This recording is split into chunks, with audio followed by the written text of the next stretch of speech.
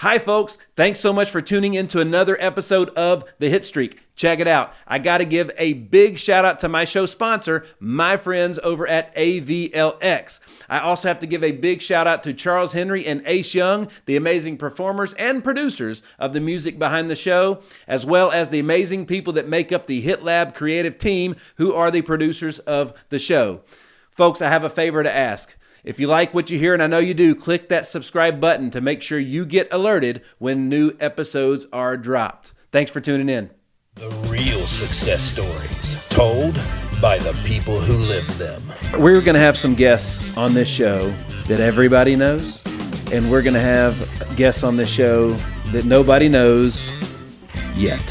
One by one, Nick Hyder is adding hits to the hit streak.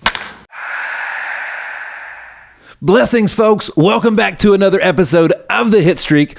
I'm your man, Nick Hyder, and in the world that we live in today, especially here in Middle Tennessee, there's no hotter topic than real estate. And today, I've got somebody that I consider a great friend, somebody that I'm actually getting to work with on many levels, super agent right here in the building, Todd Hearn. Todd, thanks so much for hanging with me today, baby. Nick, it's great to be here. You've got an awesome studio in here. This is amazing, and it's great to be here, and enjoy talking to you. Heck yeah. Well, dude, we got a lot to talk about today, don't we? We do.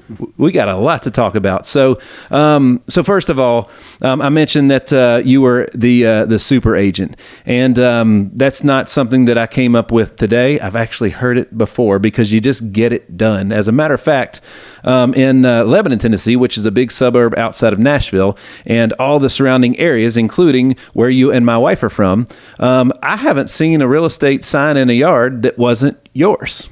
Well, that's good. That's my goal. So I'm wanting to get them in every yard, and especially up and down Sparta Pike and in all the surrounding areas. So that's right. Well, all right. So first of all, we got to tell a little bit, folks, about you, why you're here today, and all that good stuff, right? So I know you because you grew up with my amazing wife. Right? That is true. You guys went to, all right, so did you guys go from like K through 12 together? I'm going to learn a little bit today. Actually, it was before that. We actually went to church together whenever we were younger, and through youth group and everything else. So we've got a long history from, gosh, I couldn't even tell since I could remember. So yeah, man. Well, all right, so any good stories that maybe like I haven't heard before? Probably not any I should talk about on the radio, on the podcast. Well, I'm the one that has to go home with her, right? So I'm the one on the chopping block. But she don't, man, I've asked everybody. There's no dirt on her. No. Clean as a whistle. Yep. She was a lot of fun though. Unbelievable. She's always the life of the party. Was always the life of the party. That's very true. Well, all right. So you grew up with my wife, and you have, as a matter of fact, last year, your agency was awarded you were a top agent and one of the fastest growing. Was that in the whole entire state? I think it was Middle Tennessee area. Middle Tennessee area, gotcha. Which is the hottest area in the state. So, and if not the hottest, one of the top 3 in the country right now. Absolutely, and has been a while. So super competitive. Everybody's wanting to come here. So that's right, and it's super important for everybody to know that even though like you're killing it, like. That's not just because it's a hot market. They say that's the saying here that everybody's a real estate agent now in Nashville, right? So it's feast or famine. I had my buddy Kyle Feltz in a couple months back, a few episodes back, and we were talking about that, how it's either feast or famine when it comes to real estate agents, right? Basically, there's like the 1% and the 99%, and you are in the 1%, my friend. I'm glad to be there too. It took me a little while to get there, but it's some hard work and just a lot of. Taking my time and being personal. That's my favorite part about it is I like to develop relationships with my clients. I don't want it to just be a transaction. That's the first one right there, baby. Excellent. So I was that a single or a double or what was it? So we're about to find out. You're gonna hit so many it doesn't matter. You're hitting for the cycle today. So you mentioned something that's really important. in any type of business, especially when it comes to sales or drawing revenue, and that is relationships. Most young salespeople don't understand that is sales, right? If you're looking for the quick deal, if you're chasing the money, it usually doesn't work out. That's a very short-term way to do things. It just doesn't work out. People buy from people that they trust, and you only trust people you're in relationships with, right? Absolutely, and you hit the nail on the head that sometimes people miss that, and once they have that relationship, they don't maintain the relationship, and that's something I try to work on. I'm not perfect at it either, so but it's very important because you never know when that person is going to refer you to someone else, whenever they're going to be ready to sell their house and buy something else. It's just crazy how you can take one transaction, but you created it, made it a relationship, and that turns into 2, 3, 4, 5 transactions instead of just one. That's right. And it's all about creating that relationship. And I try to tell all of my clients, my goal whenever I'm working with someone is to make them feel like they're my only client. I have no more. Now, that's not true, but that's right. That's my goal, is to make them feel like they're my only client. You know, when you go to the busiest, nicest restaurants in town, they're always packed because they're usually reservation only. You can't just walk up and get it. Yet when you're there, they give you an amazing experience. Everything, like when we were at one of my favorite spots here in town is called Sperry's, and every time my wife and I go, it feels like we're the only people there. You know what I'm saying? Like every detail's done to a T. It's perfect every single time. I love it. And that's why when we mentioned that we're doing some stuff together work-wise, that's why I wanted to work with you, man, is because of the type of person you are. I know the backstory, so I know your heart's bigger than anything else you got. And that's the type of people I want to work with, man. That's how you do it. Well, so sometimes, and the biggest thing when you're working with a client is listen. Sometimes we want to talk about what we know and what I can do this, I can do that, but you miss whenever you're, somebody told me, I don't even remember who it was, maybe read it in a book, I have no idea. But when your mouth is moving, your ears are closed. 2 ears, 1 mouth. Yep.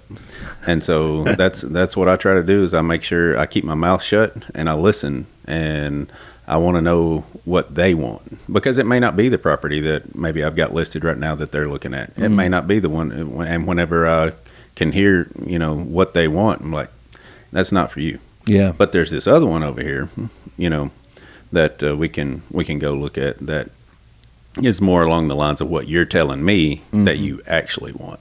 Absolutely. And I talked to a lady the other day, and I did that. I asked her, the property that she was asking about was already under contract. I was like, well, it's already under contract, but what are you looking for? Just tell me what you're looking for. And she started telling me all of these different things. Well, the house she was actually looking at, that wasn't even really what she was looking for. But I kept going with her, and she finally started. She said, you know what? She's like, I have talked to, I don't know how many real estate agents, and you're the first one that asked me what I wanted. So that meant a lot to me. That meant that told me I'm doing something right. Absolutely. Well, if you didn't hear that story, you could just go by your track record of the last few years, and that would say you're doing something right. Because, like I say, you're freaking killing it. Well, we're trying. It's time to get bigger, though. So that's right. That's right. Well, we're always trying to grow, right? Because for us, like every time we have an opportunity to scale and grow some, that's just that many more people that we get to help, that many more people we get to create opportunities for hope in their life, all that kind of stuff, right? So that's especially fantastic. in real estate, because you're dealing with somebody when that's probably the largest and biggest, one of the biggest decisions they're going to make in their life. As far as largest purchase, and it's a big decision. That's right. Whenever you're talking about moving your family, and so you got to have everything ready, and so that they know that they can trust you. Absolutely. So, well, let's take the folks back a little bit. First of all, you have an amazing and beautiful family. Wife Jennifer, how long have you been married? We have been married. It will be 15 years. 15 years. June 23rd this year. That's awesome. I can't wait to go celebrate that. Well, just a little bit of credit for Todd. A lot of times we do some prep, pre-show and stuff. I did not let him know I was going to ask him how long they were married. So like he was on the spot, and my man knew it just like that, because like I start counting fingers and stuff. So that's awesome. You got two children, right? So going ahead and you got Ashley and Mackenzie. How old? They're 20. Well, Ashley will be 21 on the 27th, and Mackenzie's 19. She turned 19 in January. So man, that's awesome. They grew up fast. Two different. So we're basically the same age, right? And my children are 12 and about to be 1. So two totally different life paths, right? Well, I got a funny story for you then. Bring it. I went to the doctor for my checkup, and they kept asking this question, do you want more children? No. And then they asked me like 7 or 8 times, and I'm like, no, I'm literally, we're already I can see the finish line. I have no desire to go back to the starting line.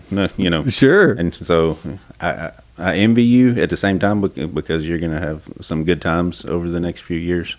But I'm ready to travel. So man, well the Lord had different plans for each of us, That's right? Which is cool. So because Rhea and I we tried for our daughter for better part of a decade. Before she graced us with her presence, and she graces us with her presence about 1-2 o'clock every morning right now. So people are like, Nick, you look tired. I'm like, I am. No, it's the best, man. It's the only thing we're missing in our bedroom is the DJ for when she comes in, because it's a party. It's a party 24/7. Like her mama then, huh? Absolutely. Absolutely. My wife and my mom, my mom is our main carekeeper for the kids because my wife's a busy lady and working too and all that stuff. But both of those two women raise extremely joyful, happy, good kids. I'm very lucky. Both my kids are awesome. And I'm very lucky because I had two amazing people that helped make that happen. Your son is very talented. I've seen quite a bit on him. He's doing pretty good, man. He's doing pretty good. He's got a lot of physical capabilities and skill set, but the biggest thing now we're just working on is the mindset on, people that win expect to win. They don't win by accident, Right. That's one for me. So I got a question for you then. Go ahead. Does he get that after his mama or his daddy? So he gets his looks, his heart, and his heart and looks for sure come from mama. The toughness he gets. I was actually on a music scholarship in college as well. So I was a dual scholarship person in college, one for music and one for sports. So music is deep in our blood, and I guess I'd deflect that. I mean, I've heard my wife sing. I like it. She didn't do it for too many people, and she doesn't play any other instruments that I know of. So, but everything else outside of his my son's toughness and love for sports and music, I would say came from her. For sure. He definitely holds the spotlight as good as she does. You know what I mean? So that's absolutely. So we're both excited to see as a matter of fact, we took a picture the picture that we took today of my daughter should break the internet. I can't wait to get it out there. We're excited about that one. It's just, it's amazing, man. The greatest gift in life is children. The greatest gift in life is a child, I believe. It has been for me anyways. So, all right. Well, let's talk about how you got into real estate, because if you've been in Nashville the last 5 to 10 years, a lot of people have made that career change. You're one of those folks. So you went to where? You've known my wife for a long time. Talk to me about what you did after you got out of school. Take me back a little bit. After I got out of school, I went to Kansas and played football on a football scholarship for a few years. That's awesome. Then I'll be honest, I was a little sissy and got homesick and had to come home. So I transferred back to Cumberland University and played football there, and then great school. Messed up my shoulder that spring before, and like toward the end of spring. Gotcha. And so I couldn't I was going to miss that next season, and that was like, Yeah. I was one of those kids that the only reason I was going to school was to play football. Yeah. And I didn't care what I took or anything like that. It was and so once football was out, I was like, yep, I'm out too. So Yeah. I made a very poor decision there. I didn't finish my school there. I was already working a full-time job and didn't even pull out of classes. So then I had to fight to get my GPA back when I did go back, when I got into my adulthood, when I did go back and finish my degree. Sports teaches you a lot of great life lessons, doesn't it? Absolutely. As a matter of fact, you learned that where you wanted to live. Oh yeah. You know what I'm saying? So I have a cousin that played for the Boston Red Sox, and his brother, I didn't see him play. They're older than me, but his brother also played in professional sports, professional baseball, and but he was one that didn't like being away from home and did it a couple years and came on back. And some say he was as good as the one that spent 10 years in the big leagues, so we'll never know.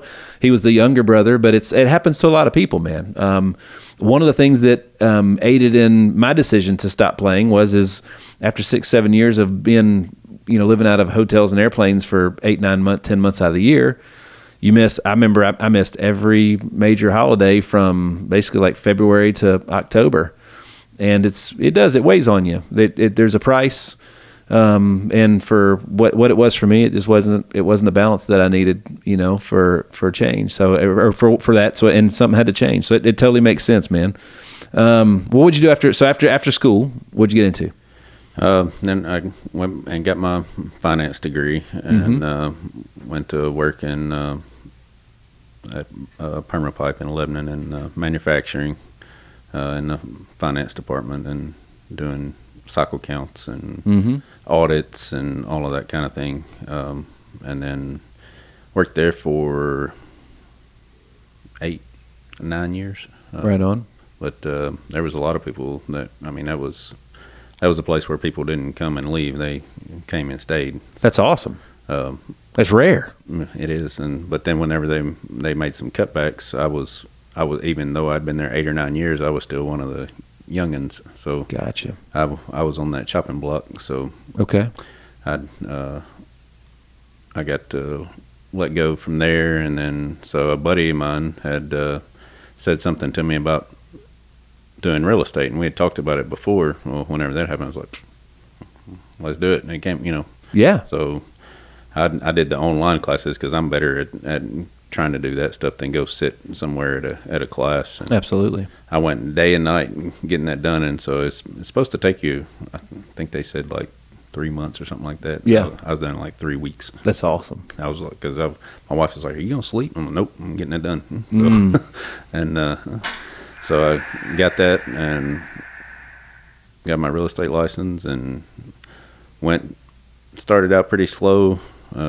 Just trying to get your name out there. That's the hardest part, is when you're starting, is trying to get your name out there to people so they know. I mean, I still run into people to this day. I forgot, I went back, I worked at Wilson Bank for a little while, and I still run into people, "Hey, you still at the bank?" Well, I hadn't been at the bank since 2007. Wow. So but so it's people just don't know if unless they've seen your sign, Right. And now being 3 years in, now I'm getting more of that. Absolutely. It was interesting. I had me and Jason Anderson had a billboard in Watertown, and I got a couple of clients off of it, which that was good. But not very many people said anything about it. Very few. Until it came down, right? Till it came down. When it came down, I was like, "Where'd your billboard go?" I'm like, and everybody asked me, "Where'd your billboard go?" I was like, "Well, you never said anything about it when it was up there." Yeah. That's right. That's right. Well, it's anything that's static like that, it doesn't move. It's once you've seen it a certain amount of times, you just it becomes part of your everyday stuff, and you no longer see it. Right. You know what I mean? So everything like that has especially in that area of marketing has definitely a time frame and stuff like. There's a lot of strategy behind it. It's a little bit different than what we do on social and everything else. Well, and being in your hometown as well. Absolutely. Everybody knows you. So absolutely. So, I believe one of the things that makes you very unique in as a real estate agent is like you have really cornered a area, and I mean, like, honestly, I feel like it's yours, like, out there. So you're from a small town here called Watertown, which it ain't gonna be small for long. No, it ain't gonna be small for long. The outlying areas aren't as we speak. That's right, and that's right outside of Lebanon, which is a big suburb, one of the fastest growing suburbs in the Middle Tennessee area. And you've just been really, like, you've done a great job of, like, understanding when to, like, how to grow from an area perspective, right? So, like, some people would make the mistake and they'd be trying to conquer South Nashville and North Nashville and all that kind of stuff. You literally just, like, focused on your when we go to the big. So the one thing that Watertown does awesome is they know how to do football, right? They know how to do football, true. But you're everywhere. On with the football team, you give back so much to the community. I know how important it is to you, and that's something that's important to my family as well. Yeah, the community, we try to be to support the kids and whatever they're doing. We had 2 kids that, I mean, me and my wife both grew up at Watertown, both graduated from Watertown. Both of our kids went to Watertown their entire 13 years, actually 14 now that you count pre-K. That's right. But so they've went through all of that, so we have a lot of history at that school, and with the new school, I mean, they've done a great job of bringing in great faculty, and Coach Webster's brought great coaches in, and they're, every year. People think, oh, well, they lost a lot last year, they're going to be down this year. And every year, nope. They just keep on doing it. They just keep on coming. Our nephews go to that school, and I'm just telling you, there's something about it, being out there on a Friday night underneath the lights. I think there's a song made about that. Yes, sir. That's right. That's right. Well, it's something else, man. So what are some of the, I know you sponsor everything out there, right? So you're like, anytime there's an opportunity, you're doing it. Why is that so important to you? Because, like, dude, you played there, you live there, you pay taxes, you do everything. You're helping out the community just in your service. Why is it so important to give back? Just to help out, because, I mean, as far as with sports, I mean, it's what I grew up on. It's everything that made me what I am, and I think it's great for all the kids to be able to, participate in that and to be successful. And it takes help to do that. It don't just happen. There's a lot of other things that go into it, and so there's we've got some other businesses, and my buddy Tom Hoppy, he loves football as well, and we're partners in another business, and we sponsor stuff, and he sponsors stuff, and yeah, he's really he's more so passionate about it than even I am. So that's awesome. Good for him, man. He's crazy about it. He don't miss a game. So well, the so you obviously know the area, right? So one of the things, I mean, gosh, like here in Nashville, everything's growing so fast that, like, and it's getting so big. The outskirts of town used to be the end of the earth, and now it's just the outskirts of town. The town's just getting bigger and bigger. It's expanding, So it's so big that you lose a lot of the intimacy within the community and so on and so forth. And out there, I don't think there's anybody else that has a greater pulse for what's happening in the community and why, and really just making sure that all the tradition and heritage and all the things that make that little town so great out there, making sure that it's the future still has that at its heart. You know what I mean? Like, right. So far, like with the town itself, even when people move in from out of state and other places, once you come to Watertown and you go to the mile long yard sale, and you go to the hoedown, and you go to the different things that are going on in Watertown, they start to get it. And I mean, there's a lot of people there that they didn't grow up there their entire life, but they've moved in there, and now it's ingrained in them now. And that's right. They're they're from there, even though they're not from there. So, that's right. It just kind of grows on you, just being in that small town, and being able to help people understand that whenever they're coming in, because I feel like Watertown is what makes Watertown so great is that we're 35 minutes from the airport. Mm-hmm. So we're 35 minutes from anything that you could want, from Nashville, Mount Juliet, Lebanon, anything you want. But at the same time, we're away from everything. Mm-hmm. So you get the best of both worlds. That's right. That's what we think. Now, it is growing, and it's growing fast, especially since that new school. Mm-hmm. That's a huge draw, especially the outskirts of Watertown. I know on my road where I grew up, when I was growing up, it was a gravel road. There was 6 houses on it with 6 farms. And at this point, we're the only farm left. And I think I counted the other day, and there's almost 90 houses on that road now. Wow. So it went from 6 to 90 in, 20, 25 years, something like that. But I mean, that's a lot.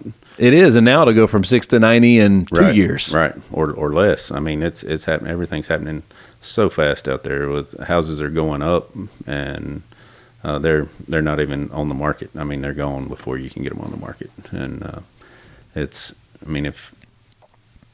a place to be. And now we're getting known for country music videos. Yes, that's what I was going to ask about. I was actually run into a guy, and he was a guitar player, and he asked me where I was from, and we started talking. I told him, he's like, "Oh, you're from Watertown?"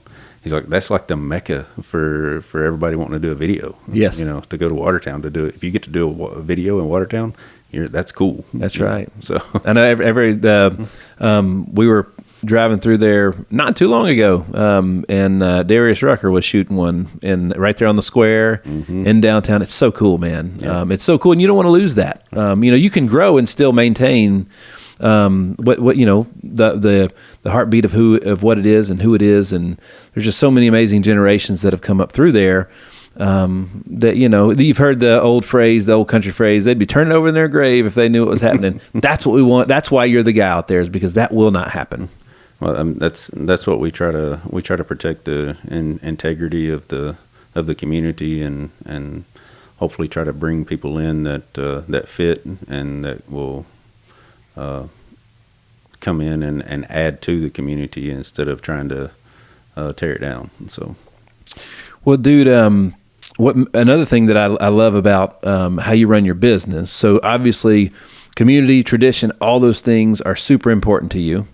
Right. One of the things that I noticed about you that impressed me the most when I first learned about your real estate business is I knew how long you'd been doing it because you could just ask.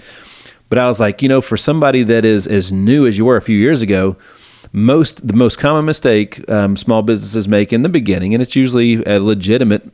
Sometimes the reasoning is good, but they don't allocate enough marketing and advertising for their business. And dude, I swear, when your first year in real estate, your face was everywhere. You advertise like you're established. Well, yeah. What do they say? You fake it till you make it. There you go. Hey, shoot, absolutely.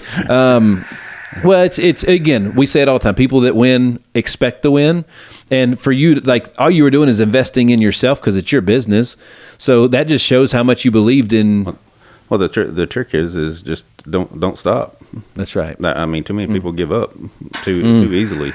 Absolutely. That's right. It's, because those first couple of years, I promise you, it wasn't easy, but you hard as hell, right? You keep going.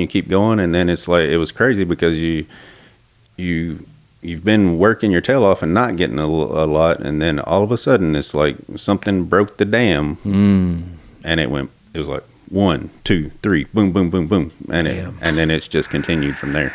So in the sales game, it's just you learned how to build a sales funnel, right? Yes. And manage that funnel, dude. It was and you did it through. You're when it comes to marketing, you're actually pretty innovative. You do a lot of things. Well, I mean, gosh, we're going to be mentioning this in just a little bit, but you're launching a new podcast you got coming out, so we're going to be promoting that a little bit. Absolutely. Which I don't know another real estate agent in Nashville that has one. I think they all should. Absolutely. I mean, the biggest thing is just to get your name out there, and the more people that can see your name and know what you do, and you can tell them how you do things, the more people that are going to come to you, and absolutely just more promotion. So and you can never promote too much, but more than anything, like one of my favorite things about having this podcast is, one, I had a reason to hang out with you today that I might not have had we not had a podcast, to shoot an episode. Absolutely. So it's a great networking tool. I feel like a lot of the feedback I get is people are like, man, it's really cool they feel like they get to know you a little bit, as well as, I mean, we've had some amazing people on this thing, and the list of some of the guests that we've got booked to come on, we're talking about Hall of Fame professional athletes, super businesses like yourself on the local market, all the way down to big time apparel and music industry people, all that kind of stuff. I mean, it's really impressive. It's really neat, and it just, again, it gives more credibility to everything that you do. But content generation is the hardest thing to do from a marketing perspective, and there's no easier way than doing it through a podcast, in my opinion. Absolutely. That I mean, me personally, that's all I listen to is podcasts or YouTubes or something. That's right. I'm not a fan of listening to the media. So. Yeah, that's right. Hey, man, to each his own, and it's great to have these outlets as those alternatives, right? Right. So, all right. Well, we're going to talk about that in a minute. You mentioned, let's talk a little bit about how you started it, dude, because you dropped some gold in there. If what makes something worth it is the journey that you had to go through to get it, because if it wasn't, you wouldn't appreciate it, right? So obviously you're very grateful for the success that you've had, but you wouldn't be as grateful had it been super easy right out of the gates, right? Oh, absolutely. And it's tough in real estate when you first get started, because when you're new, every person you talk to knows 8 other real estate agents, and the trick is you to be the one they call, or to be top of mind. That's a phrase we use all the time in real estate is trying to stay top of mind. Top of mind. I like that. Everybody knows real estate agents. If you don't know, I knew a whole bunch before I got into it. For the average person too, like their house might be their greatest asset. Absolutely. Their whole livelihood might be tied into that big time. So like picking a real estate agent's a really important decision, because you're talking literally hundreds of thousands of dollars here anyways. That's it. That's just if you live in a shoebox. Right. Absolutely. There's you can't hardly get anything under 200 anymore, especially in our area. And that's nothing. That's right. Where it used to, that was top of the line. Absolutely. And that wasn't that long ago. We're talking 5 years ago. Yes. Yes. So especially in the small suburbs, right? Especially in our area, and so when you're talking about doing that, and also when you're in a small town like that, there's people that if it's a farm or something like that, they have generations of attachment to that. So it's very personal. It's not just about money. Yes. That's where you got to be careful, because they have a very intimate relationship with it. They know I can just think of my farm that I grew up on. I grew up on a dairy farm. Mm-hmm. We still have the farm. My dad runs beef cattle and stuff on it now. But I promise you, I can show you where every hole on that place is. I can show you where every rock is that you got to watch out for when you're riding a four-wheeler, because I've lived on it my entire life. And these people, whenever they're looking and they're either having to sell a farm, or it's just they can't handle it anymore, right, or whatever the reason is, they have that same mentality about their farm. That's right. And their whatever their tract of land is, there's a lot of memories there. This happened at this, over here on this side of the flow, or this happened over here, or there's all kinds of history and emotional attachments. And the key to that is listen. There you go. You got to listen. Well, when I enjoy the stories. Absolutely. I'm a history buff, so when I'm listening to somebody's family history, yes, it's important. It's important to them, so I make it important to me. Well, that's, we like to, my wife and I love supporting local.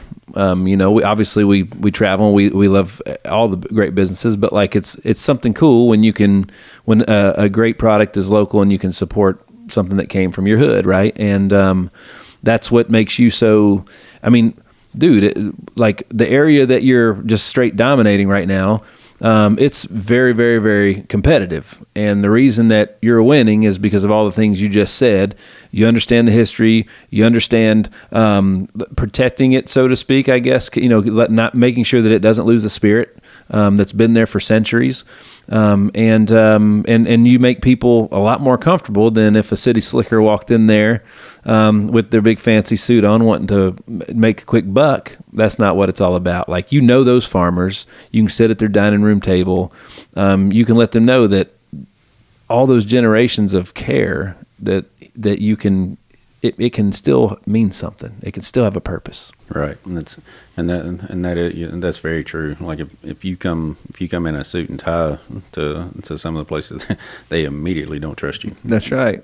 So you'll rarely see me in one. That's why I quit the bank. So yeah, I was tired of wearing a suit and tie. Mm-hmm. So you won't see me in one of those very often. But because I just try to be me, and being me is easy in Watertown because they all know me. So authentic, right? They know my family. Yes. Most of them either grew up with me, grew up with one of my brothers or sisters, and or my dad, or knew my grandparents or something, Well, the journey to get into real estate. So, obviously, you mentioned the bank just a moment ago. Like, some people would look at those things like it took you going through all those experiences to get to be able to be as great as you are at what you do now, right? So it's all because it shaped and molded you and all those experiences you learned from them. What were some of the things that you learned from, we deal with this with a lot of the businesses that we help launch, your experiences of the past qualify you for certain things, and those experiences. Derek Jeter was famously quoted for saying that success is really important because once you've had it, you can always draw on it. For more, you can replicate it, right? So what were some of the things that you learned, especially in the banking and finance world, that's helped you out in real estate? With banking really helped me as far as being in front of people all the time. And being in a small town, you knew most everybody, but there was whenever I started out, I was in Lebanon, and I didn't know anybody right in there. So you getting comfortable talking to people and them talking to you, because the bank's somewhat like the barbershop. When people come in, they want to tell you everything that's going on in their day and everything that's happened. And you listen. Yeah. And so that was one thing that it taught me, was how to make sure I listened and make them feel that you are listening, and make them feel important, and that they're having they have that connection with you, and that carried over into my real estate life. You're such a great business owner, man, because you treat your clients the right way. They're first and foremost of importance to you. But then, like I mentioned before, like you actually market like a business. Like it's been really cool, dude, because like that's something we're extremely passionate about, obviously. And and it's something that it's a super common mistake. Nobody can do business with you if they don't know you're there. They don't know you're there. That was the mistake I made for the first 2 years. So first year I started figuring it out the second year. But that's right. It just took failing. Yes. You got to fail before you can succeed. That's right. Too many people want just success immediately, and you got to try something. If it don't work, it don't work. But just find something else. Try something else. That's right. Just keep trying stuff until something hits. You're very disciplined as a business owner too. You're very consistent. You know what works, and you're very. It's crazy because you're innovative, so you're always experimenting and working on the next best way, how to reach more folks and how to expand. But at the same time, you're really, really consistent with quality control, which is a big deal. For me, the most important thing in business is the customer experience that when it comes to the consumer. either they had a good experience or they didn't. And if they didn't, they're probably not coming back, and they're definitely going to tell somebody. Right. But if they did, they'll probably come back and they'll probably bring somebody. Right. And the old saying is, if you do something bad, somebody's going to tell 20 people. If you do something good, they might tell 2. Yes. So, but my whole basis and my whole clientele is built off of referrals, and I'm not a huge fan of doing cold calls and stuff like that. I'm not good at it. That's not my personality. Well, it's just another form of marketing, and you've chose other paths. I've chose other paths because it's not me. It's not who I am. Right. I like dealing with people that have dealt with people that I've dealt with, and that way they already have an understanding of what I do, and they chose me. Yes. And that's what I'm striving for, and I want to get to the place where I can. I've got a group where we can just keep building, and developing more relationships, and so I can spend more time on that relationship and less time on the actual real estate stuff, and have all that stuff taken care of. Gosh, you've created jobs out there, and I mean, all kind of, like, seriously, when I've gotten to know you pretty well, and we're going to talk about what we're doing business wise here in a few minutes. But I've been super impressed with how you structured everything. Like, it's honestly, if I wanted to poke holes in it, I don't know if I could. So far, there's holes in everything. The trick is to find them and fill them before anybody else finds them. That's right. Ooh, that's a good one. Well, nobody's undefeated, right? Nobody's undefeated. Absolutely. But you win more than you lose, and that's usually pretty solid. We learn that in sports, don't we? Yep, and that's very true. You gotta learn how to lose before you can learn how to win. That's a good one right there. So, all right, some questions. So, obviously, family, community, giving back, all really important to you. You got into real estate, not because it was something that maybe, I like real estate. Everybody likes real estate. If you own a house, you like it to a certain degree. But you did it to work with a buddy, right? Am I getting that right? You had a buddy that wanted to do it? Yeah. That's fantastic, man. That is fantastic. So, we talked a little bit about what the market's like in your area, but you deal with a lot of people. A lot of people, the reason that you're good at what you do is because you manage their expectations better than anybody else, and that creates the experience that you're able to follow through with, right? Those are the 2 main steps. Yes, and sometimes you have to temper expectations. The biggest misconception is people, is there any deals? Well, that went out the window about 2 years ago. Right. Especially in Wilson County, there's no deals. Everybody knows the market. Everybody knows so you have to find creative ways.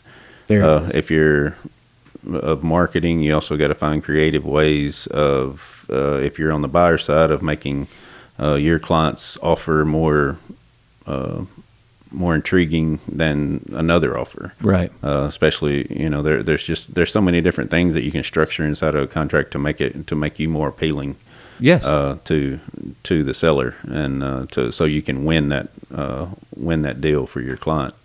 Boom. That's huge. You win the deal for your client, not for you, for your client. Oh, absolutely. I mean, you don't even think about that. You can't think about it like that. You have to. Your goal and your job is to help them get what they want. Right. Not what maybe makes you more money or I mean, I've actually done that with clients where I thought I knew the situation and what they were able to spend and things like that. And I knew that working with me, if I could get them into the listing agent, I'm not going to get any commission off of it, but they're going to get a house. Bam. And that was the best option. They were that put them in a better spot to get than me representing them, just because that could put them in the front door. That's right. And a lot of people are like, well, you missed a commission on that. Well, maybe so, but you know who they're going to call back whenever they got a buddy that's looking for something. Bam. That's right.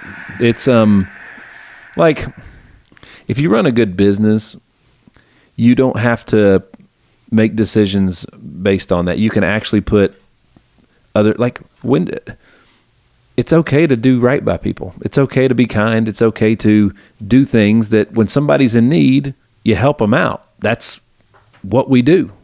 That's what we do, right? Yep. And if your market's good enough, your marketing is good enough, and you're good enough of a business owner, you will win just because of that, right? You know what I mean? So like, you're creating those opportunities, just like you said. Like, I'm not getting anything on this deal.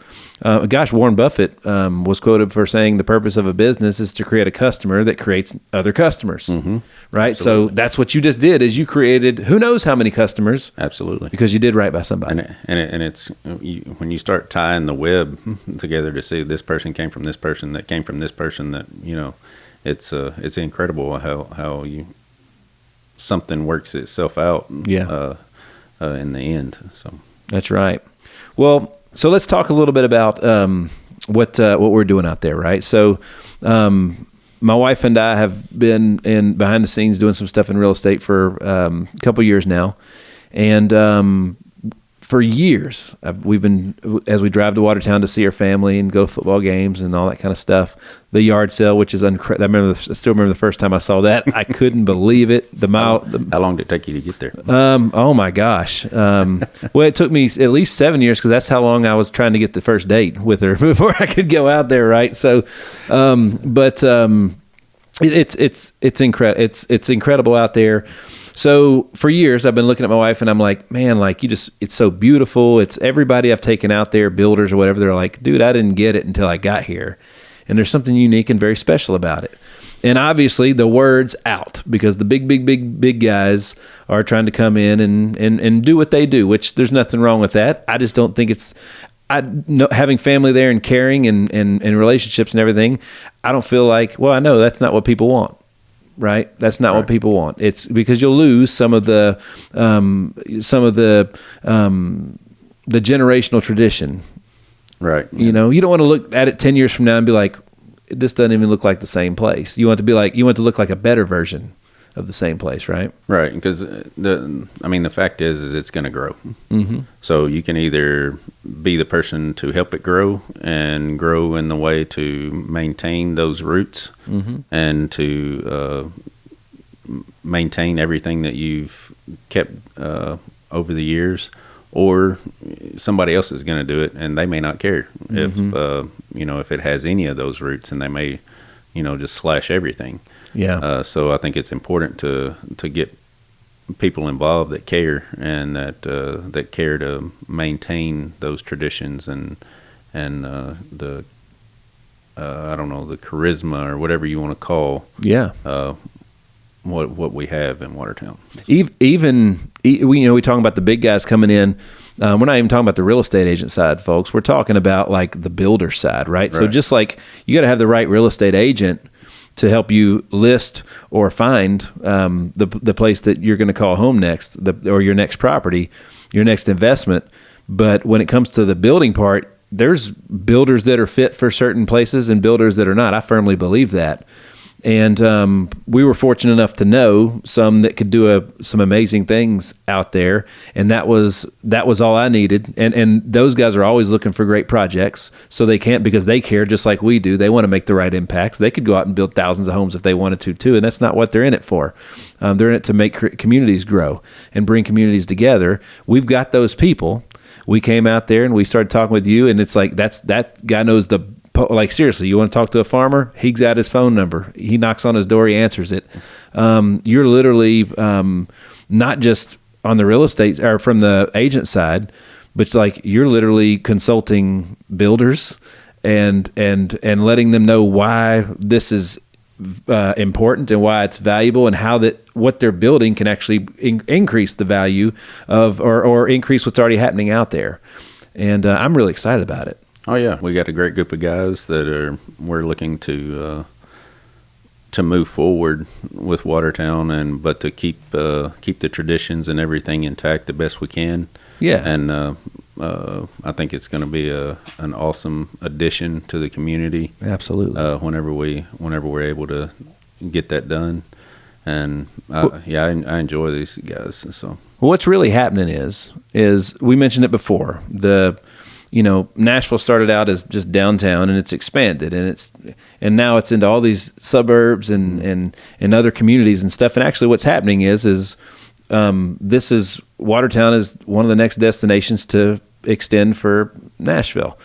And there's a way to do it where you can still not lose the heritage and all the things that make that community so cool. I mean, literally my wife's parents and whole family still live there. Our nephews go to the school, as I mentioned. It matters, man. It matters. And there's nothing better than like when we go out there, it's like we leave all the stress or the it's just a different place. It's almost like going on vacation just to go out there for dinner or something like that. And the restaurants are amazing. The food's amazing. Like you mentioned, the coffee shop in the square, dude, you can't get that here. It's becoming a destination. Like used to, everybody, if you went to Watertown, you were just passing through or something, but people actually are coming to Watertown to come to Watertown. That's the destination. It's not just a pass through. Boom. Even without our red light. So we got some stop signs. We got a flashing light now though. So we upgraded a little bit. But. Big time. That's right. But you do have we mentioned the yard sale, which is a big. I mean, guys, if you haven't seen it, you need to check it out. But obviously there's an awesome drive-in movie theater out there. There's it's always been a draw. You got excursion trains that come out there. Yes. It's super cool. But regardless, families are coming. Yes. They're coming. The school's built for it. The infrastructure's there. They're coming. And if the right people do it, they'll get a great experience, period. Right. Yep. Yeah. That's what I think our group is looking for, is to be able to do it the right way and get the right people in place to take care of all of those things going forward. Because like I said before, it's either we do it or somebody else is going to. That's right. So you can either get on board and be a part of it and help dictate part of it and how it's done, or somebody else is going to do it however they want to do it. That's right. And they may or may not care. That's right. That's the thing that I like about our group, is they care. So. Well, what I can tell you, being an outsider that has been, you guys have been nice enough to let me in, is that I learned real fast. When it comes to a business and giving back, nobody cares out there more than you do. I'd put everything I got on that matters. And that's why we came to you when it was time, is when it's time to do this and put this together and make it happen. And it's a big play. It's a long play. Yeah. And it's all about timing and everything else, and getting all the right people involved, because not only do we just want to take care of it and provide and keep the nostalgia and tradition, everything that's good about it, but we want to create new ways to give back. We want to create renovation funds, scholarship funds, all kinds of stuff that can really make this, if it's going to grow, like how many ways can it help? Right, and that goes back to different funds and different things at the school, because you think about all the things in your personal life that have gotten more expensive now.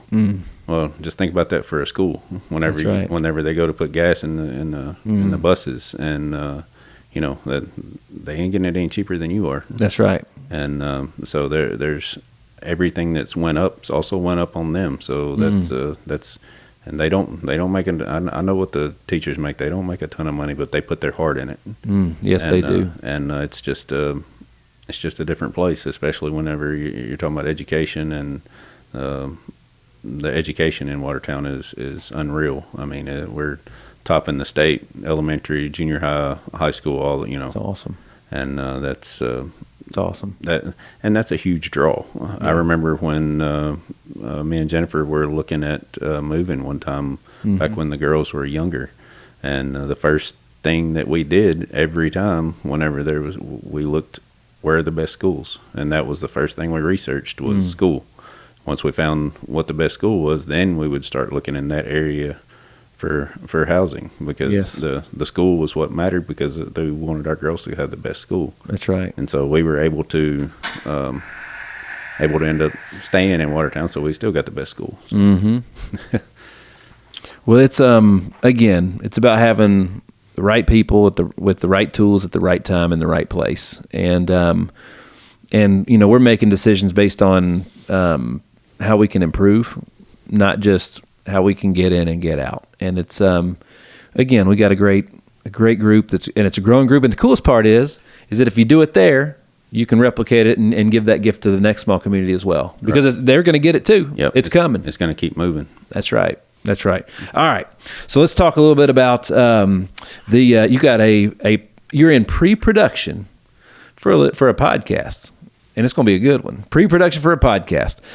We're actually finalizing the concept, the name of it, but let's talk a little. So it's going to be a podcast based around real estate. Yes, there's just a lot of misconceptions that I think buyers and sellers, just people in general that aren't involved in real estate all the time, have as far as what a real estate agent is supposed to do. Yes. What they're not supposed to do, and different things like that. And that's kind of my passion. It drives me crazy when real estate agents that I know take advantage of people's lack of knowledge, and that's, to me, I'm passionate about that. Is I want them to be educated about what we're doing. There it is. That's right. And to be understand the things that go on that maybe they don't see, but that they need to know about, that are available to them. That's right. Because my goal, as I feel like I'm a real estate professional, and as a professional, I need to give them my best and my expertise to help them get what they want and get their the max amount of money for them, not necessarily my bottom line. That's right. And help them on their journey, or whatever their next destination is. There's a lot of lessons you probably learned the hard way that they won't have to. Absolutely. Because of your experiences, right? And that's awesome. And you have amassed quite the network of amazing people throughout this process, and you get to introduce those folks and feature those folks on your podcast, which would be great. Again, it's just, there's a reason that they call first-time homebuyers. It's because they don't know nothing. Right. And it's a shame, because, like, gosh, I went to school for a long time, over 2 decades. Is that right? Oh gosh, 2 decades, but I really didn't know how to manage money, and that's a pretty important skill in life, So they don't teach it in school. They do not, and they definitely don't teach you about real estate or anything else, or understanding that how to use it as an asset and appreciation and all those types of things. You usually learn it the hard way, right? And through the outlet that you're helping create as an innovator. Again, I don't know, especially here. I don't know any other real estate agents that are doing a podcast like you're doing it, because your production quality is going to be out of this world. It's going to be awesome. Oh, absolutely. In this in the studio here, it's amazing. Absolutely. And we're actually going to be shooting a little bit of pre-footage this afternoon for that. So, oh yeah, it's going to be good, man. I'm really excited about it. Again, the final name and concept, we're in the final stages of picking that, but your podcast is going to be out, first episode in the next, I would say the next 30 to 45 days, fully packaged and done. However, there's going to be a whole lot of promotional material that they can check out on all of your social media and everything else that's also being built out for you as we go. What's the most important thing, or the most exciting thing about the podcast that you like when you tell somebody about it? When I told for a year, I was telling people about mine that I was going to be doing, and my face lit up and my heart got warm, and I was really excited about it. What are you most excited about having a podcast? Just to be able to talk to people and give them information that may, whether they use me or use any other real estate agent, doesn't matter. It's something that they can use to help them in their journey and in their process of either buying or selling a home. That's right. That's awesome, man. That's awesome. And the reason that you wanted to do one, the reason that you wanted to start one, is just because the information's too good. You're tired of seeing people struggle with it. You could a lot of the mistakes that are made. Seriously, if one family listens to your podcast and it benefits them on one of the most important decisions they're going to make at least this decade, right? If not in their entire life, right?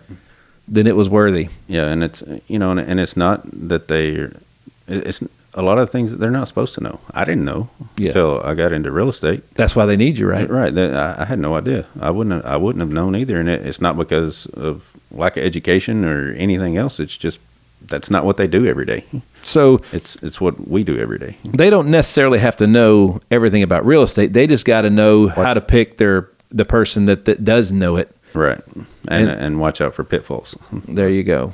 And make sure the person you're working with is on your side. Absolutely. That's great, man. That is fantastic. So, all right, as we kind of get to the end of the journey here, so talk to me about the how excited was Jennifer to be in the real estate world? Not so. A little scared. Yeah. She was a little nervous, and but because you left safe money, which wasn't good enough money, but you left safe. Yeah. For the unknown, but also the unknown was how much opportunity was there. Right, and that's I was looking at the finish line, and sometimes that's hard for. Well, that's actually not good. I don't want to say finish line because that line keeps moving, and so there you go. I don't want to finish. You just got to keep moving that line out. Set goals, milestones, and work your way and put deadlines on them. Right. Absolutely. And make it happen. So, well, brother, like again, I've been blown away at your heart, your mind, your business. Obviously, when my wife's family is as good a judge of character as you can find, and there's not many bad characters that come out of Watertown. Everybody knows everybody, and there's just that small town charm. It's still got it. And that's. A handshake still means something out there. Absolutely. That's one of my biggest. I don't do buyer's agreements. Mm-hmm. Just because my philosophy is if I'm doing my job, you're not gonna want to go with somebody else. So I'll be dang, dude. I don't need a piece of paper telling me that. That's right. That's right. That's fantastic. Well, obviously. You were able to pull it off. It was she's obviously Jennifer's super supportive now and proud. You can just tell when she looks at you, she's super proud. But like again, that was a household decision, a career change, and you bet on you, your family bet on you, and it turned out to be a dang good choice, right? Absolutely. That was a very good choice, and it was tough. It wasn't it wasn't easy by any stretch, especially at the beginning. Yeah. But you got to just persevere the hard times to get to the good. That's right. Dude, it's the same thing in marketing. I was listening to my buddy Brad. He was telling a story about Grant Cardone, and he said before anybody knew who Grant Cardone was, unless you were in car sales. He's like they were in a car driving around, and somebody had canceled a meeting. With Grant, where he was supposed to be on a show or something, they canceled it. And Brad said, Grant looked at me and said, "I'm going to make myself a celebrity." And he said that he's like, man, I honestly thought it was foolish. And then all of a sudden, he just went nuts on social media, and like Brad said, I was wrong in his approach. He went all in as much as you could get, just flooded the market with advertising, with content, with promotion. And Brad, he said, I looked at Grant one day and I said, hey man, like I'm going to have to like unfollow you because it's like getting on my nerves. You know what Grant told him? He said, you're not buying anything anyways. So that's not, that's what he was doing it for. That wasn't what he was doing it for. Right. So it's just even in marketing and the more episodes, we're, obviously everything that we do here at the Hitstreak, it gets better and better every single time because we're always improving. We're always looking for ways to improve. I'm getting not that anybody in the beginning wasn't a great guest, but the guests are the quality of guests is at least staying where it was, if not growing. We've had some amazing stuff happen up in here. And the feedback that we get from it is just awesome, the clips. But it really took like the first 15 episodes or so before it really started, it just got legs all of a sudden, and it just you notice, and it happens, and it's a long play. Anything's a long play, and you got to do it and prove it and get good at it. And it's funny, if you put enough content out there, eventually enough people just start binging on it. Yep. That's you just got to keep on whatever it is. You just got to keep going and until you get to where you want to go. Bam. Oh, that's awesome. So like I said before, we're going to you're building out all kinds of all your social media, basically redoing your social media platforms to relaunch them with a big rebrand based around the podcast and all kinds of great stuff. So going to be tons and tons of content coming their way. We'll make sure and get those links added to the descriptions in this episode once those are off and running. But in the meantime, Todd Hearn, the super agent, baby. Real estate expert. I love it. Super agent. I like that. Well, you earned it, man. You earned it. But dude, thanks so much for hanging out with me today and joining me on the show. I learned a lot. Well, thanks for having me, and I enjoyed it, and look forward to more. So absolutely. Well, folks, thanks so much for tuning in to another episode of the Hit Streak. I'm your man, Nick Hyder. God bless.